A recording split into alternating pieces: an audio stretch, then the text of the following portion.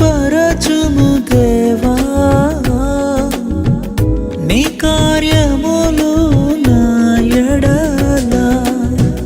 సంవత్సరాలెన్నో జరుగుచున్నను, నూతన పరచుము నా సమస్తము.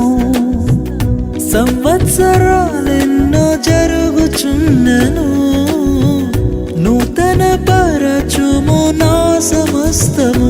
పాతవి గతించిపోవును, సమస్తం నూతన మగును. నీలో ఉత్సహించుచు నీకై ఎదురు చూతును. నూతన పరచుము దేవా, నీ కార్యములు నా ఎడల. నూతన పరచుము దేవా, నీ కార్యములు నా ఎడల. మానవాళికి అనేకమైన బహుమతులు ఇచ్చాడు దేవుడు. అనేక బహుమతులు, మంచి పరిస్థితి, మంచి ఉద్యోగము, మంచి ఆస్తి, ఇవన్నీ ఇచ్చినా కూడా వీటికన్నిటికంటే కూడా గొప్పది ఏమిటంటే విమోచన క్రయధనము.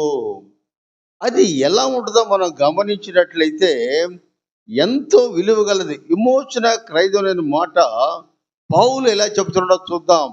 విమోచన క్రయధనం అనే మాటని అపోస్తుడైన పౌలు ఎఫెసీయులకు రాసిన పత్రిక 1వ అధ్యాయం 7వ వచనం. అపోస్తుడైన పౌలు ఎఫెసీయులకు రాసిన పత్రిక 1వ అధ్యాయం 7వ వచనం. దేవుని కృపా మహేశ్వరుని బట్టి ఆ ప్రియునియందు ఆయన రక్తం వల్ల మనకు విమోచనము, అనగా మన అపరాధములకు క్షమాపణ కలిగి ఉన్నది. మనం అనేక పాపాలు చేస్తాం, తెలుసో తెలియక. అవన్నీ కూడా క్షమాపణ దొరకాలంటే ఎక్కడ ఉందో తెలుసా? దేవుడిచ్చిన అతి ప్రయోజనాల కంటే కూడా నీ మంచి ఆరోగ్యం గురించి కానీ, నీ మంచి స్టేజ్ గురించి కానీ దేవుడు పట్టించుకోడు. మంచిగా ఏమిటంటే చనిపోకపోకముందు నీ పాపాలకి నా పాపాలకి విడుదల కలుగు చేయడానికి దేవుడు ఏం చేశాడో తన కుమారుని లోకాన్ని పంపించినట్లుగా మనం గమనించాలి.